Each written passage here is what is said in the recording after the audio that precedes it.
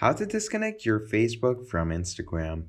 Hi everyone, welcome back to another video. I hope you all are doing great and are having an amazing and incredible day. In this video, I'm going to be teaching you how you can disable your Facebook from your Instagram. It's done in the easiest, most simplest way possible. So without further ado, let's get into it. So all you're going to do is you're going to have Instagram. And once you do that, you're obviously going to go over to your app section over here. From here, you're going to go into your settings. Once you go into your settings, you're going to find the Facebook section, or you're obviously going to go to the basic settings. Now, find your Facebook.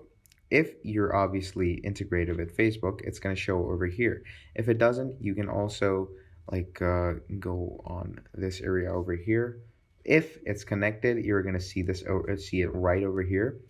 And once you see the widget which connects your Instagram to Facebook, you're just going to click on it like this. And easy it is to basically do all of this and disconnect your Facebook from your Instagram. So thank you for watching this video, and I will see you all next time. Goodbye.